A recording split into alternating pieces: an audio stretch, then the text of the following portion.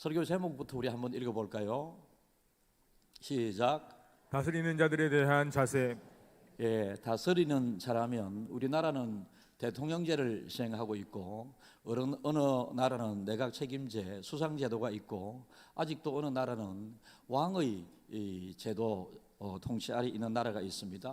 이런 사람들에게 최고 지도자에게 세상 권력자에게 우리가 어떤 자세를 믿음의 사람이 가져야 되는가, 거기에 대하여 말씀을 나누려고 합니다. 여러분, 로마서를 우리가 쭉 읽어 설교를 많이 들었습니다.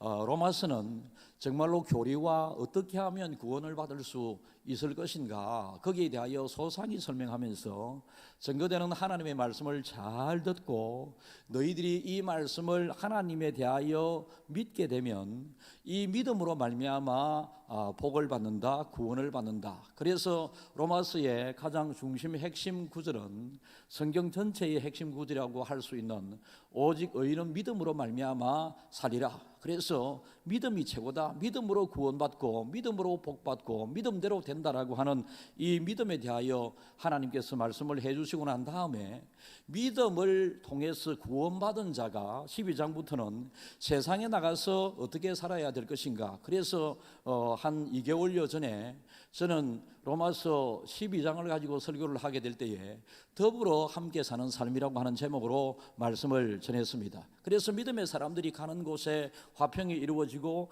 믿음의 사람들이 거하는 그곳에 복음이 증거되고 기독교인들이 생기게 되고 예수 믿는 사람이 생기게 되고 교회가 세워지게 되고 믿음의 사람이 세상 속에서 믿음의 사람다운 삶을 통해서 여러분들이 복음 증거를 잘 해야 된다. 우리를 하나님께서 이 세상에 남겨두시는 이유가 뭐겠습니까? 정말로 세상은, 여러분, 정말로 나는 이 세상이 너무 좋아, 너무 좋아. 여러분, 손 한번 들어 보이소. 너무 좋은 분도 계시네요. 근데 얼굴은 맨날 찡그리고 다닌다 아이가. 인상 펴고. 그래, 어쨌든 이 세상이 너무 좋네. 이 세상이 너무 좋은 분, 정말로 그 은혜 받은 분이거든요. 그런데 다수의 사람들은 저도 그렇습니다. 이 세상 그렇게 살기 좋은 데 아닙니다. 우리를 위하여 살기 좋은 곳, 하나님이 예비하신 믿음의 사람들만을 위하여 준비한 천국이 있지 않습니까? 그래서 이 세상에 살면서 이 세상에 감사하면서 살아야 하지만 궁극적으로 천국을 소망하면서 천국을 그리면서 살아야 되는데, 여러분, 그럼에도 불구하고 우리에게 이 세상을 살아가는 동안에 믿음의 사람들도 죄 많은 세상, 사고와 문제와 질병과 아픔이 많은 이 땅에 발을 디디고 생활하면서 살아가고 있기 때문에 믿음의 사람들도 질병 때문에 고생할 수 있고 인간관계 때문에 여러분 불행감을 느낄 수 있고 여러 가지 정신적으로 정서적으로 육체적으로 아픔을 겪기도 하고 갑작스러운 사고와 그리고 자연재해를 통해서 힘든 일들이 막 생기게 되고 원치 않은 전쟁과 기근들이 곳곳에서 지금 일어나고 있습니다. 여러분, 이러한 때에 우리 믿음의 사람들이 어찌해야 되는가? 오늘 하나님의 말씀은 목회자로서 대단히 다루기 힘든 하나님의 말씀입니다. 그리고 저도 그래서 이 본문을 뛰어넘으려고 그러니 여러분들에게 면목이 하나님 앞에 면목이 안 서고 그래서 이 본문을 가지고 되게 고민을 많이 하면서 이 말씀을 근거로, 그리고 이 말씀을 기록될 그 당시의 역사적인 배경이나 그리고 하나님의 보이지 않는 교훈이 무엇인가를 여러분들에게 소개하려고 하니, 때로는 여러분, 이 시대는 어떤 시대입니까? 정치가 이념과 사상에 대해서 좌지우지되고 하는 이 시대이기 때문에 여러분, 사상과 이념에 딱 머리에 박혀 있는 사람 입장에서는 이 말씀이 잘 받아들여지지 않습니다. 그래서 이 말씀을 받아들이는 여러분의 자세는 개인적인 편견, 오해, 사상, 이 모든 것들을 여러분들이 다 내려놓고 이 시간 하나님의 말씀을 말씀 그대로 목사가 설교하게 될 때에 아멘으로 다 받아 누리심으로 여러분들에게 설교 시작보다 나중에 설교 마무리되게 될 때에 뭔가 권세자들에 대한 우리 믿음의 사람에 대하는 태도와 자세, 행동에 대한 정리되는 것이 있기를 주님의 이름으로 축복합니다. 여러분, 경찰이 있는 이유가 뭐겠습니까? 경찰은 국민의 안전과 재산을 지키고 보호하기 위해서, 그리고 치안을 유지하기 위해서, 안내하기 위하여, 그래서 경찰을 생각하게 될 때에 어떤 사람들은 친숙하고 친절함을 여기는 사람도 있겠습니다마는, 다수의 사람들은 제가 차를 몰고 가다가도 아무 교통 위반 안 했더라도 경찰이 옆에 서 있으면 뭔가 부담이 되고, 뭔가 경찰을 만나게 되면 불편해지는 것이 현실이기도 합니다. 국민의 세금과 재산을 통해서 그들이 월급을 받고 국민을 섬기고 국민의 안녕을 지키기 위해서 국민을 위한 존재가 경찰 공무원이든지 그리고 세무 공무원이든지 그러는데, 사업을 하는 사람들 입장에서 어느 날 세무서에서 전화가 옵니다. 세무서 직원 두 사람이 그 사업장을 방문해서 서류 검사를 한번 해보겠습니다 라고 이야기를 듣는 순간, 이 사업을 하는 사람은 여러분 굉장히 마음의 부담을 많이 느끼고 불안해하고 그렇습니다. 왜 그렇습니까? 여러분, 세무 공무원으로서, 경찰 공무원으로서 그들이 국민의 혈세를 가지고 그들이 생활을 하고 월급을 타고 이렇게 합니다. 국민을 위한 존재가 되어야 하는데, 때로는 잘못된 경찰, 잘못된 공무원들에 의해서 여러분 오히려 국민들이 그들 앞에 머리를 숙이고 국민들이 그들을 부담스럽게 여기고, 이러한 상황이 현실의 상황이기 때문에 여러분, 이러한 상황에 특별히 우리는 이 권력자, 우리나라의 대통령제이기 때문에 대통령이 어떤 사람이 세워지는가에 따라서 내 마음이 불편해지는 것뿐만 아니라 여러분, 나라가 위태로워지는 그런 상황까지 올 수 있는 이 상황, 여러분 오늘 이 말씀은 특별히 권세자 중에서 선한 권세자가 아니라 독재하면서 국민에게 지탄을 받고 있으면서 여러분 나쁜 짓을 하는 이 권력자들이 이 오늘 말씀을 제일 좋아합니다. 오늘 1절을 우리 한번 읽어볼까요? 1절. 위에 있는 권세들에게 복종하라. 권세는 하나님으로부터 나지 않음이 없나니 모든 권세는 다 하나님께서 정하신 바라. 각 사람은 위에 있는 권세들에게 복종하라. 우리나라의 최고 위에 있는 사람은 대통령입니다. 대통령이 잘하게 되면, 대통령이 국민을 위한, 그리고 선정을 잘해서 국민들이 행복하고 편안하게 살게 되게 되면 그 대통령에게 자연스럽게 따르고 순종하고 그런 마음이 생기게 되는데, 오늘 성경은 그런 부연 설명 없이 각 사람은 위에 있는 권세들에게 순종 따르는 것보다는 복종하라라고 말합니다. 권세는 하나님으로부터 나지 않음이 없나니 모든 권세는 다 하나님께서 정하신 바라. 그 당시에는 로마 권력이 세상 그 일을 지배하던 그 시대였고, 이 이스라엘 지역도 로마 권력의 통치하에 있었는데, 로마 권력이 하나님 믿는 것을 반대하고 로마 권력의 조종을 받고 있던 그 당시에 이스라엘의 지도자들이 예수 믿는 것을 오히려 겁을 주고 죽이는 데 앞장서는 그런 일들이 있었음에도 불구하고, 오늘 이 성경에서는 위에 있는 권세자들에게 복종하라라고 이야기하면서 모든 권세 위로부터 온다라고 말씀을 하십니다. 여기에 여러분 왜 그렇게 해야 되느냐, 이런 이야기가 지금 이런 생각이 들 수 있는데, 하나님이 이렇게 말씀을 주시는 깊은 속뜻을 우리가 한번 생각을 해보겠는데요. 여러분, 기독교는 사랑의 종교라고 그럽니다. 하나님께서 우리를 사랑하신 것과 같이 우리도 이웃을 사랑하라라고 말씀하셨습니다.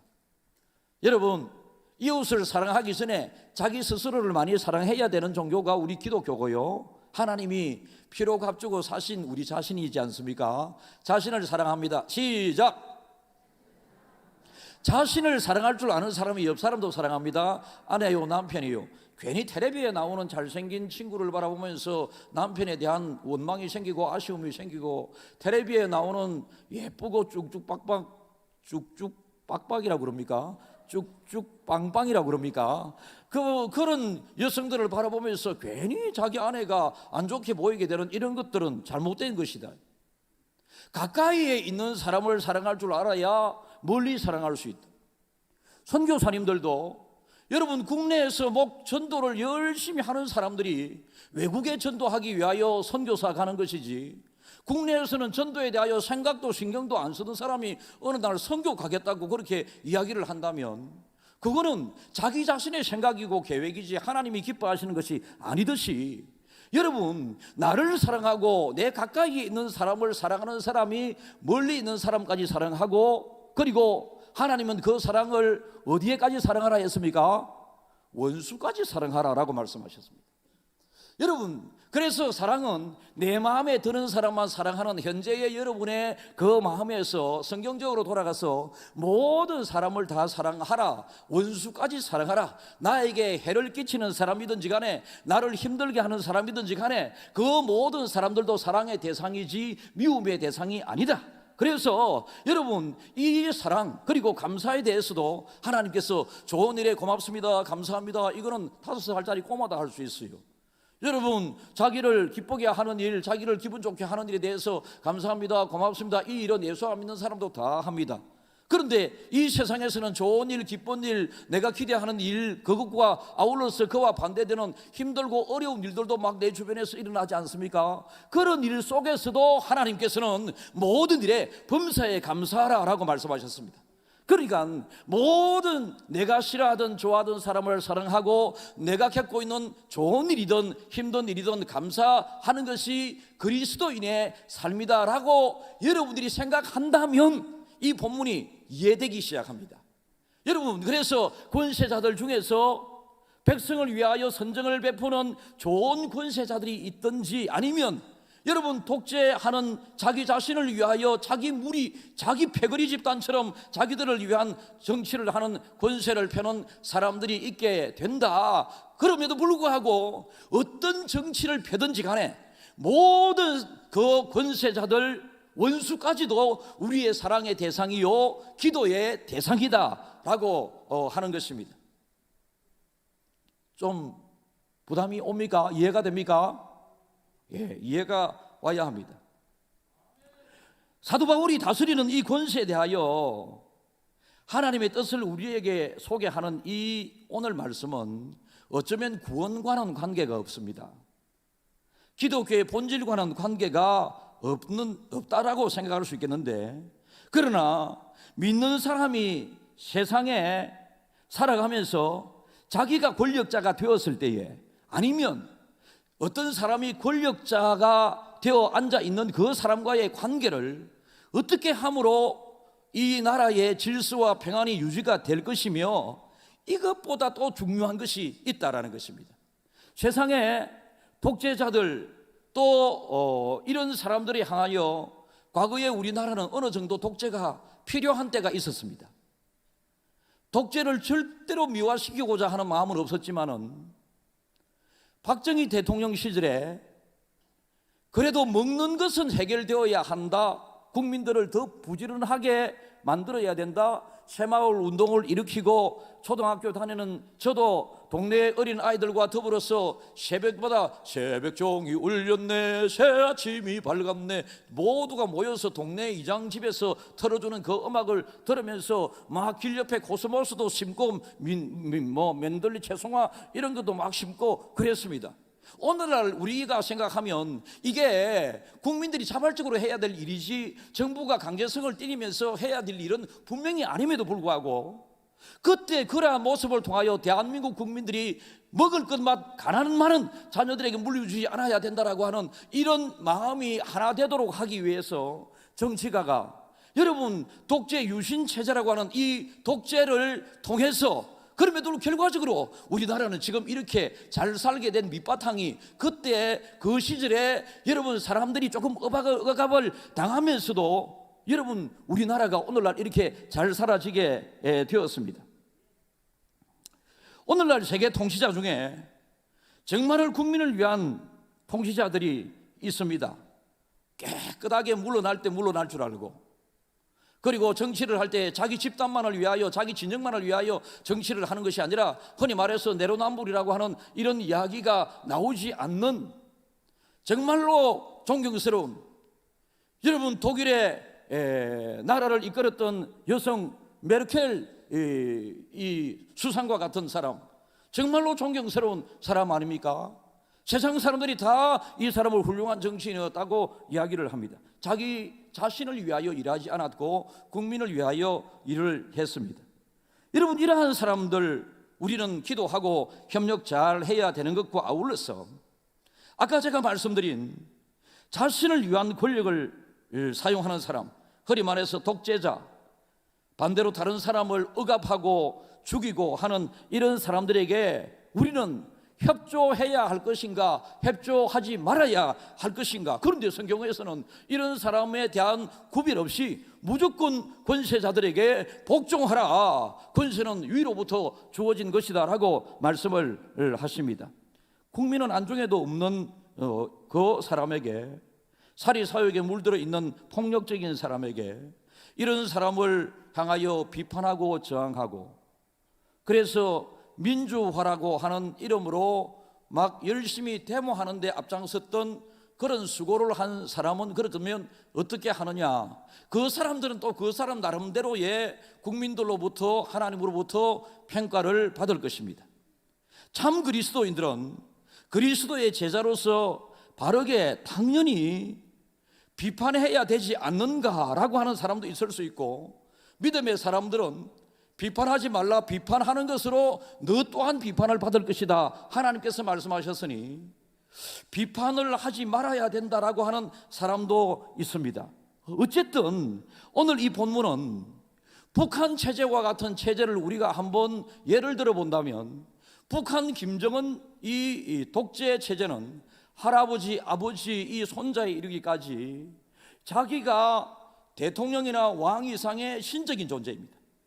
그러니까 자기들을 위한 국민으로서 모든 이것이 김정은이의 말 한마디가 권력이고 법이고 그렇습니다. 이 사람에게 북한을 살아가고 있는 지하교회 성도들, 그리고 북한 주민들이 저항해야 옳은 것이 아닌가, 우리들도 북한의 저 정권이 무너지도록 해야 되지 않는가라고 생각하는 사람들이 있습니다. 여러분, 이 하나님은 세상의 평화를 원하십니다. 여러분, 이 하나님은 이 나쁜 정치를 폐므로 사람들에게 빌미를 제공하는 그들에 대해서는 하나님이, 모든 권세는 하나님으로부터 나온다면 권세를 거두어 가시는 분도 하나님이십니다. 그래서 세상에 나쁜 정치를 하는 사람은 나쁜 정치를 통하여 그들이 자발적으로 스스로 무너지게 되어 있습니다. 그래서 하나님께서 우리나라에도 데모가 한때 많았던 적이, 저희들이 대학교 다닐 때는요, 저는 대학 4년 동안 ROTC를 했기 때문에 데모할 수 없는 상황이었습니다. 그리고 저는 성격적으로 데모를 한다든지 막 친구들과 싸운다든지 형제들과 싸운다든지 부모님에게 말대꾸를 한다든지 이렇게 해본 적이 없기 때문에, 여러분, 그래서 성격적으로 저는 이 데모 이런 데 굉장히 맞지를 않습니다. 어쨌든지 제가 대학 다닐 그 시절에는 1년에 학교 며칠 안 가고도 2학년으로 진급을 하고요, 거의 대학 4년 동안 데모 하다가 졸업을 한 사람들도 많이 있었습니다. 그 데모의 와중에 체류탄이 난무하고 막 이 길에 있는 것을 돌을 던지고 사람이 돌에 맞아 죽고 군인들이 쏘는 총에 맞아 죽고 이러한 상황들이 막 생기게 됩니다.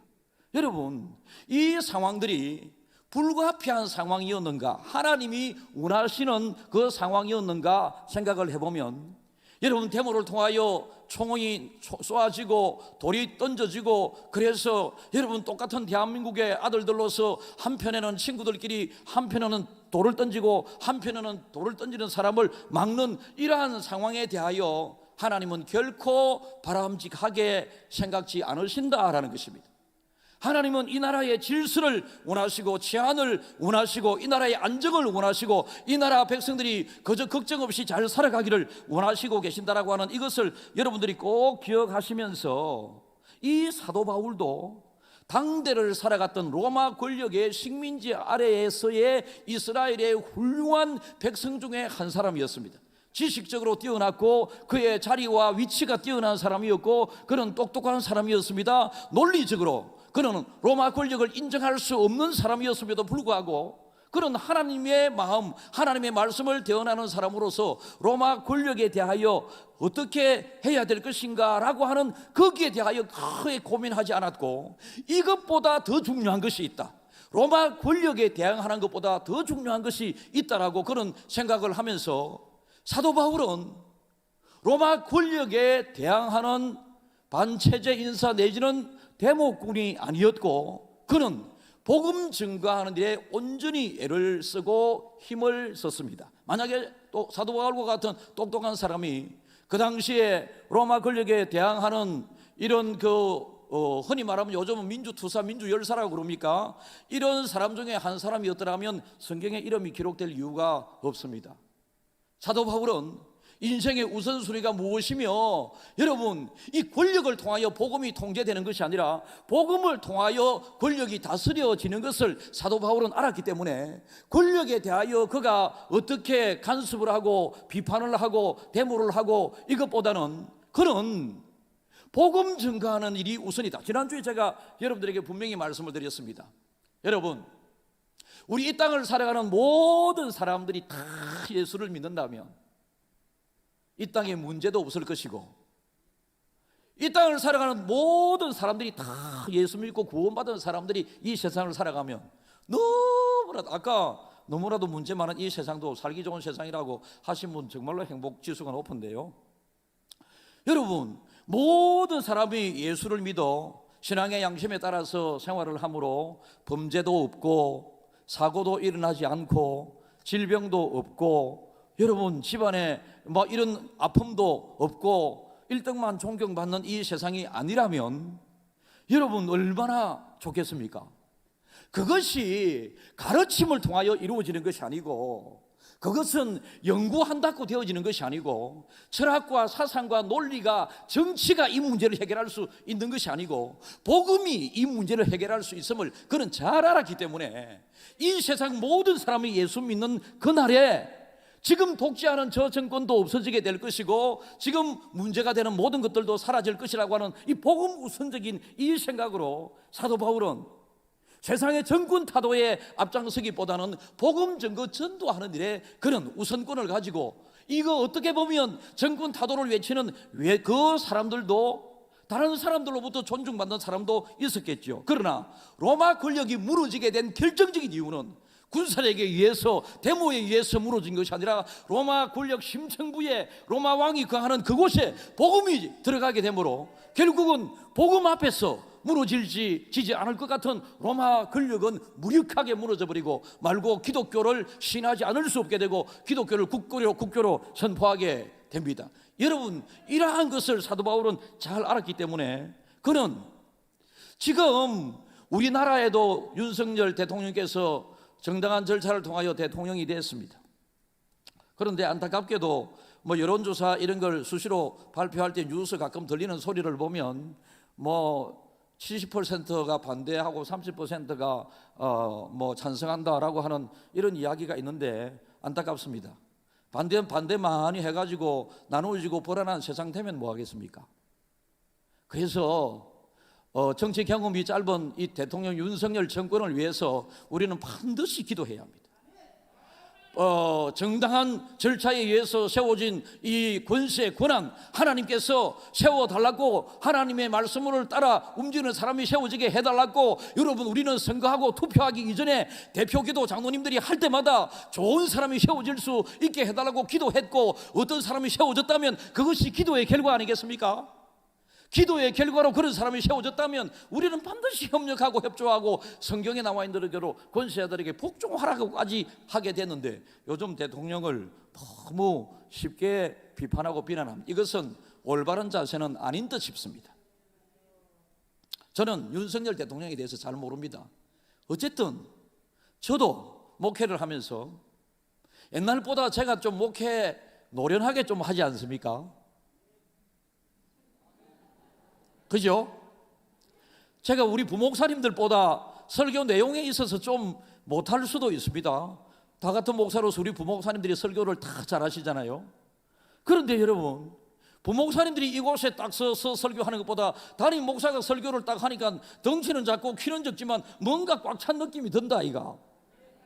이게 여러분 우리 교회의 최고 위임을 받은 담임 목사에게서 나오는 뭔가가 있다라는 것입니다. 하나님이 주신 뭔가가 있다라는 것입니다. 부목사님들이 아무리 설교를 잘한다 할지라도 그 설교를 통해서 교회가 안정적으로 은혜스럽게 흘러가는 것이 아니고 담임 목사를 통해서 하나님이 뭔가를 주신 것이 있다라는 것입니다. 그래서 여러분들이 이 교회의 안녕과 보호와 은혜스러움을 위해서 담임 목사를 위해서 기도를 많이 해주셔야 여러분들이 은혜스럽게 믿음 생활을 할 수 있고 교회가 은혜 가운데 든든히 서갈 수 있다면, 여러분 우리의 손에 의해서 반대하는 사람도 있고 뽑은 사람도 있겠지만은 결과적으로 뽑혀진 윤석열 정권에 대해서 여러분 우리는 항상 기도해주고 응원해주고 격려해주는 자세가 필요하다. 그러면 지금 이 자리에 앉아 있는 분들 중에서 나는 이재명이 찍었는데 목사 또 왜 그러노고, 이재명 찍은 분들도 여러분 존중합니다. 그러나 결과적으로 그렇게 나오지 않았습니까?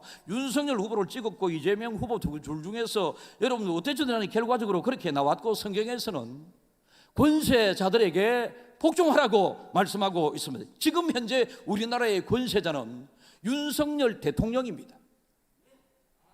교회는 그들에게 협력해야 되고 기독교인들은 대통령에게 협력해야 되고, 여러분 작은 실수들이 많이 나오고 있습니다. 그런데 아까 말씀드린 것처럼 부목사님들이 아무리 잘해도 전체를 잘 아우르는 이런 부분에 있어서는 저는 우리 부목사님들이 담임으로 나가게 되는 그 시점에 당에도 한번 인도해보고 재직회도 한번 인도해보고 제가 훈련을 시킵니다.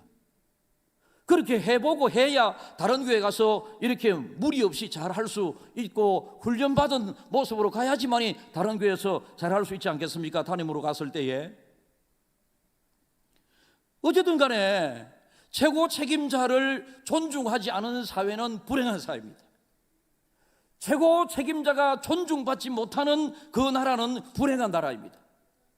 여러분 백성들이 나누어지고 분열이 되고 이래서 좋을 것은 하나도 없다라는 것이, 남는 오소 빈부귀천서로 존중을 많이 해야 됩니다. 남아프리카 공화국의 만델라 대통령이 되기 전에 그분이 흑인 운동가로서 열심히 일을 해서 남아프리카 공화국에 이제 남녀 흑인 백인 차별이 없어지게 되었습니다. 그럼에도 불구하고 아직도 여러분 백인들이 다 부를 지고 있고 경제를 지고 가는 것이지, 흑인들이 백인들의 주류 사회에 들어와서 어떤 높은 자리, 중요한 자리를 앉는 것은 거의 어려웁니다. 이것은 미국도 마찬가지입니다. 그래서 미국은 이 흑인 운동 데모들이 많이 일어나고 있지 않습니까? 빈민가들에 가면 백인보다 흑인들이 더 많은 것이 현실이기도 합니다.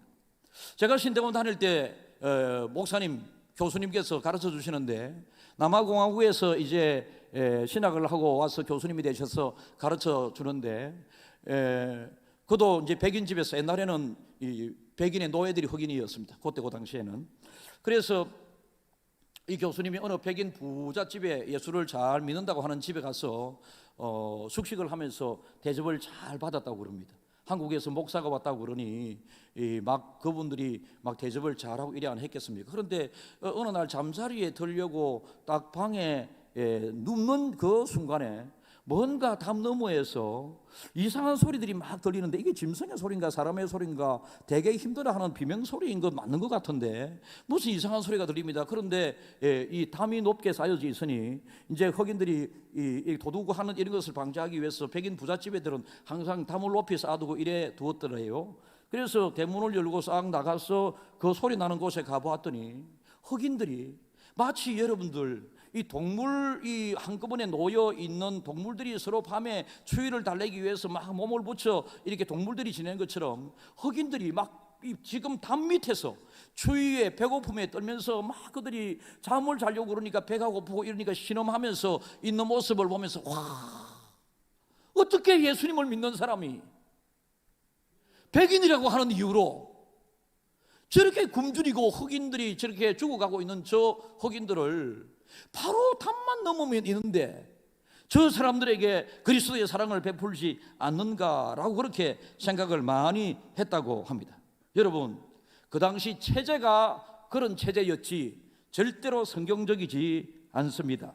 여러분, 그리스도인들은 사적인 감정이나 안가품, 이런 개인적인 선호를 가지고 아니면 내가 권력과 명예와 부를 가지고 약한 자들을 지배하고 다스리려고 해서는 절대로 되지 않습니다. 그리스도인들은 나그네와 고아와 과부와 같은 그 사회로부터 천대받을 수밖에 없는 그런 사람들을 돕는 일에 적극적으로 앞장서는 것과 아울러서 이 나라를 다스리는 권세자들에게 여러분 우리는 협력을 잘해서 대통령으로 일을 잘 할 수 있도록 내려오는 그 순간까지 여러분 윤석열이라고 하는 그 인간 한 사람을 위하여 기도하는 것이 아니라 이 나라에 세워진 대통령 그 사람을 위하여 기도를 함으로 나라가 안정되고 여러분 평안하게 행복하게 살아갈 수 있는 나라로 만들어져 가야 된다라는 것입니다. 당시 로마 권력은 믿음의 사람을 인간 쓰레기 취급했습니다. 사도 바울은 그럼에도 불구하고 그 가운데 인간 쓰레기 취급하는 로마 권력에 적극적으로 데모하면서 반항하면서 민족 해방 운동을 일으키고 이렇게 하는 것이 먼저냐, 아니면 이 모든 것들이 한 방에 해결될 수 있는 그리스도의 복음 증거가 우선인가라고 하는 이 일에 그런 고민을 하게 되었고, 그래서 복음이 잘 증거되면 지금 막강하게 독재 권력을 휘두르는 저 로마 권력도 무너지게 될 것이다 라고 하는 마음으로 여러분 타협하는 것처럼 보일 수도 있었습니다마는, 그러나 그런 권력과 싸우려 하지 않았고 그런 복음을 전하는 데 애썼습니다. 권력이 승리하겠습니까? 복음이 승리하겠습니까? 권력은 유한하지만은 복음은 영원합니다.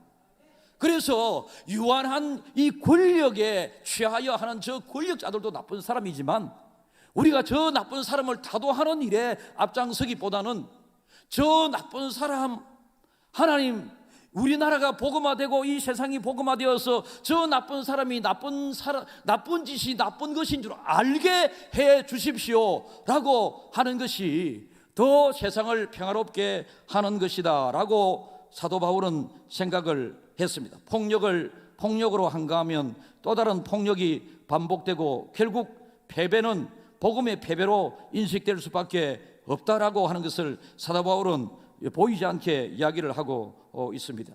사랑하는 여러분,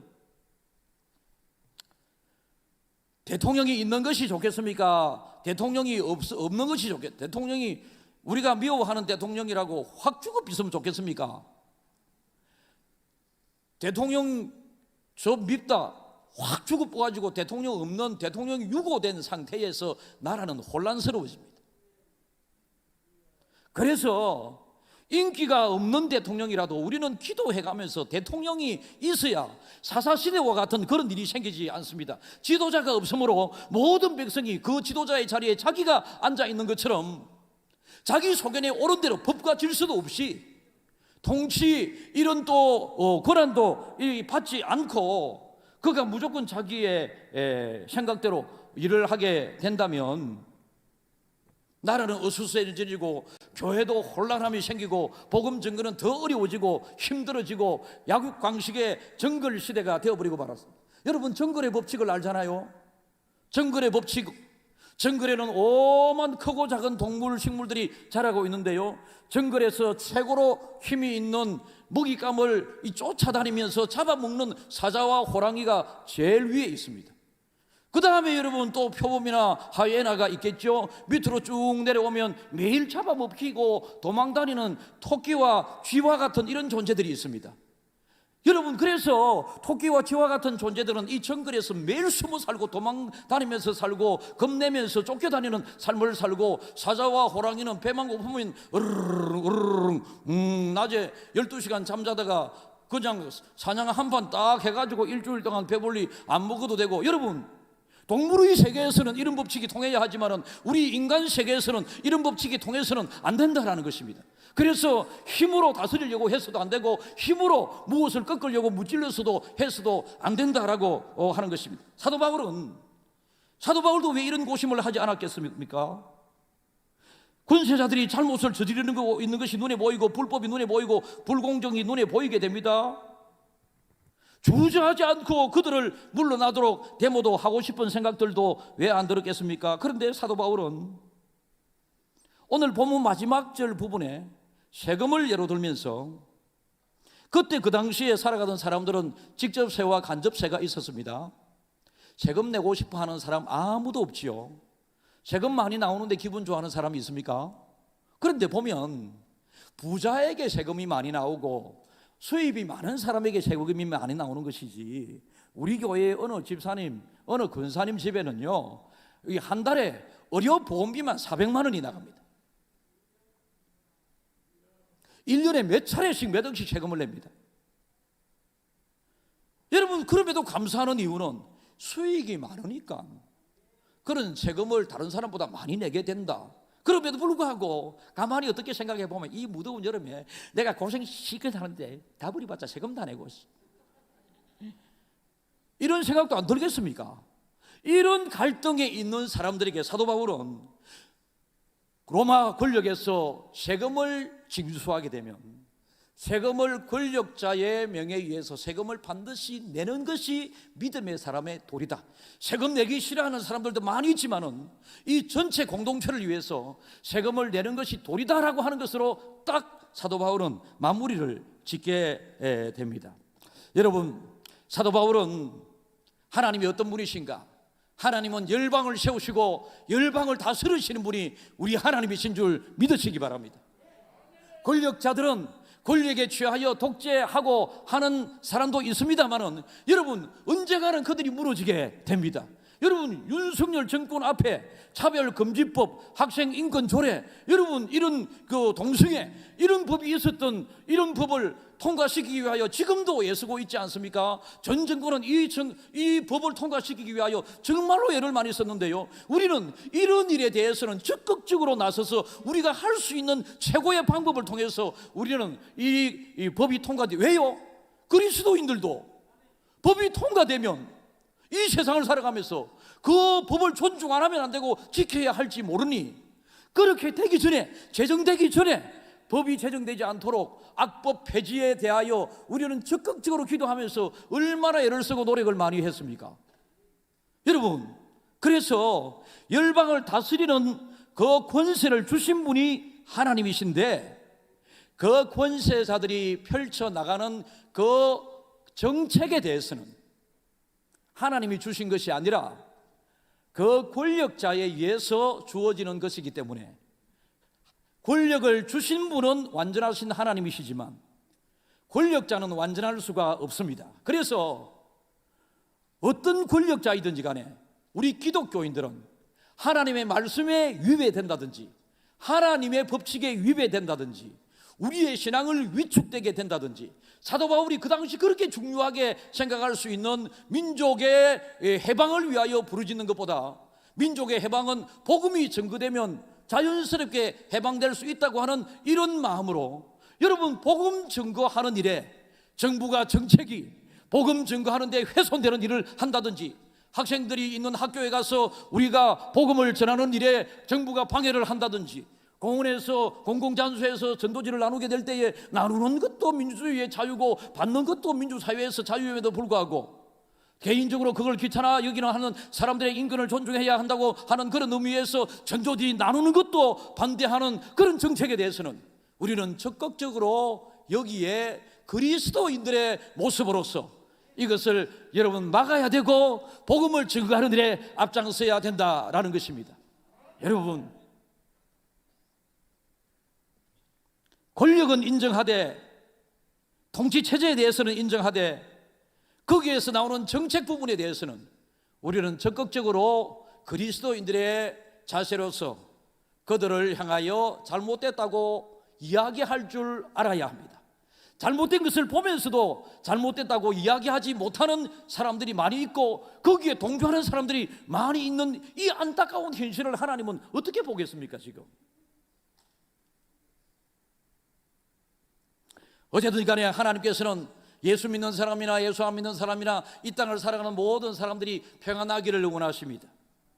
좋은 정권이 세워지기를 원하시지만은 하나님이 세우신 그 정권, 그 권력자들이 권력만 잡으면 그 사람들이 나쁜 권력을 사용하는 사람이 있고 선한 권력을 사용하는 사람이 있습니다. 사랑에는 가림이 없고 누구든지 원수까지 사랑하라고 하신 그 하나님의 말씀을 잘 쫓고 어떤 일이든지 좋은 일이든지 안 좋은 일이든지 범사 모든 일에 감사하라고 하신 하나님의 이 마음을 잘 헤아려서 우리는 정권을 위해서는 기도해 주되 정권이 펴는 그 정책에 대해서는 성경적인가 그렇지 않은가를 잘 갈 줄 아는 복음 증거가 최우선인 것을 우리가 기억하는 우리 중앙가족들이 다 되게 되므로 우리 김해 중앙교회 때문에 김해가 살고 우리 김해 중앙교회 때문에 이 나라가 잘 살게 되고 대통령이 정치를 더 바르게 할 수 있는 대통령이 될 수 있도록 애를 쓰고 노력하는 우리 중앙가족들이 되어야 될 줄 믿습니다.